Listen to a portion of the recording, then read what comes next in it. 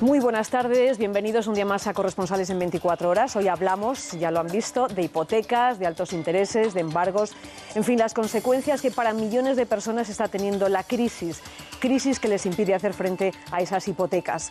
Vamos a conectar un día más a través de videoconferencia con nuestros corresponsales, ya los están viendo, para saber cómo se afronta esta situación también en sus países.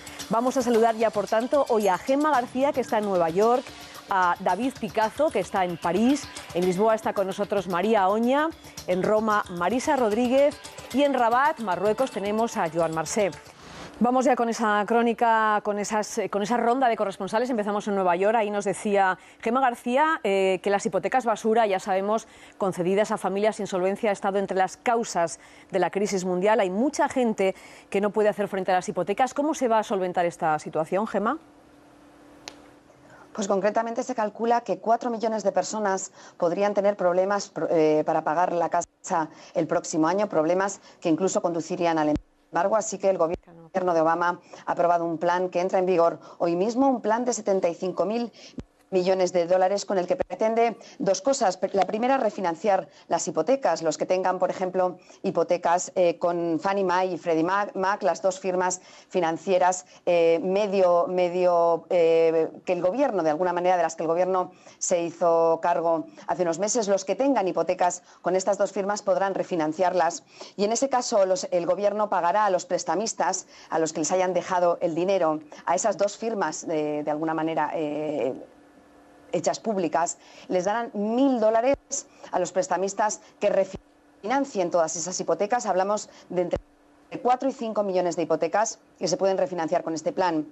Y el segundo punto del plan de Obama es evitar los embargos. El gobierno ayudará a las familias a pagar las hipotecas para que no superen en ningún caso el 31% de sus ingresos. Hablamos de ayudas que pueden incluir a 9 millones de familias. Vamos a ver también cómo está la situación en Francia. Hay miles de hipotecados, asfixiados y con miedo al embargo, como en España y también como en Estados Unidos, nos decía Gemma. ¿David?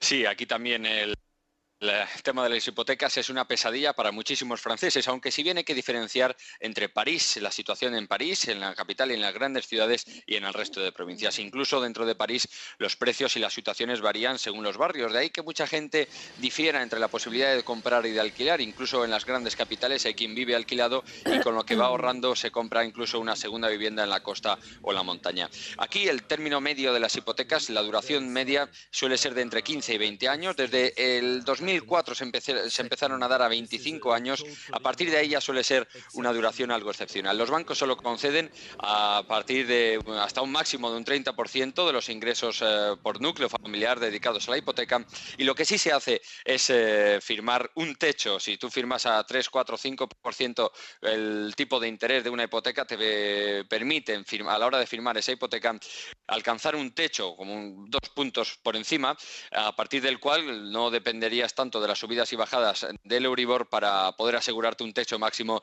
a la hora de pagar, como digo, esa hipoteca. Lo que sí que hemos sabido es que a partir de la crisis económica, a partir de hace un año para atrás, lo que sí que han bajado, nos han escapado, es el precio de los pisos. Han llegado a bajar hasta un 10% y también eso ha afectado al precio de las viviendas nuevas, que también, además de bajar este 10%, han disminuido el número de las ventas. Han bajado en torno a la mitad del número de ventas. Si se vendían en diciembre de 2008 28.000 viviendas nuevas en Francia, ahora mismo están en 14.000. Situación, por tanto, parecida a la que contábamos, David, estamos viviendo en España. Vamos a ver cómo hacen frente a los portugueses a sus hipotecas también en tiempos de crisis y de altas cotas de desempleo. Lisboa, María Oña.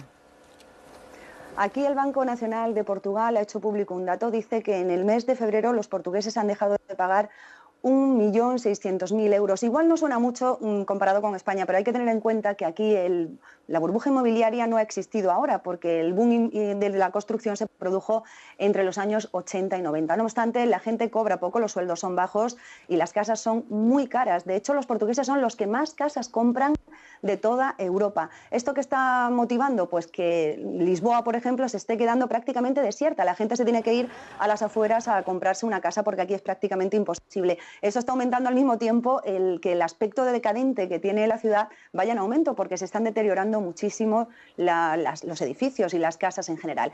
El gobierno no está de momento ayudando. Hay una institución que se llama ADECO, que es privada, que recibe una subvención estatal y que es la que se está encargando de atender a esas familias que, como decía al principio, se han duplicado en estos últimos meses. Si hay preocupación también en Italia, el ciudadano medio se siente también asfixiado para hacer frente a los préstamos bancarios. Marisa. Aquí están asfixiados, pero no tanto como en otros países. Aquí el año pasado los bancos firmaron un 20% menos de hipotecas que el año anterior y además renegociaron el 52% de las hipotecas que tenían para facilitar a las familias que las pudieran pagar. Por ejemplo, Unicredit permite este año que las familias no tengan que pagar un solo euro de la hipoteca y además no les penalizan. Por otra parte, el Gobierno ha fijado un fondo de 350 millones de euros para garantizar un techo del 4% en las hipotecas, en los intereses de las hipotecas variables. Pero hay que decir que este país tiene algunas singularidades. Por ejemplo, tampoco vivió el boom inmobiliario que ha vivido, por ejemplo, España. Los italianos son muy ahorradores, prefieren pedir el dinero al amigo o al pariente antes que al banco y además aquí hay mucho dinero negro en circulación. ¿Y qué pasa más allá de Europa y Estados Unidos? En Marruecos la crisis ha provocado también que haya muchos hipotecados en apuros. Rabat, John Marcé. Sí, bueno, en general el tema del crédito en Marruecos siempre ha sido un tema aparte. Para empezar, digamos que los preceptos del Islam prohíben lo que se llamaría genéricamente la usura, es decir, el cobro y el pago de intereses, pero siempre se han buscado fórmulas imaginativas, como por ejemplo lo que se llama la gemaya, es decir, un grupo de amigos o de socios, cada uno pone cada mes la misma cantidad y cada mes se lo queda uno distinto, de manera que así se puede acceder a productos, a bienes de los cuales pues sería imposible llegar. Y también hace un poco más de un año se puso en marcha una serie de productos bancarios que llamaron genéricamente la banca islámica, que era una especie de pacto entre el banco y el cliente, de manera que se sorteaba el tema de los intereses. Pero en general en el mundo de los negocios funciona de otra manera. Los tipos de interés, lejos del Euribor, están basados aquí en los bonos del Estado marroquí, más el diferencial que aplica el propio banco, y ahora mismo los créditos están en torno al 5 al 6%, en un sistema que se mantenía al margen de los vaivenes, de las grandes crisis financieras internacionales, pero que ya está todo llegando, como apuntábamos antes, y se nota en que hay un descenso en las compra-ventas de casas, de lujo, de pisos de alto standing, es decir, esos productos inmobiliarios que buscaba el inversor internacional. Se está resintiendo. Lo hemos visto esta misma semana, un colega de la prensa internacional buscaba un apartamento para alquilar y lo que ha encontrado es un edificio, un piso, pues que estaba destinado a la venta, pero que sus propietarios han decidido que ante este parón mejor alquilar.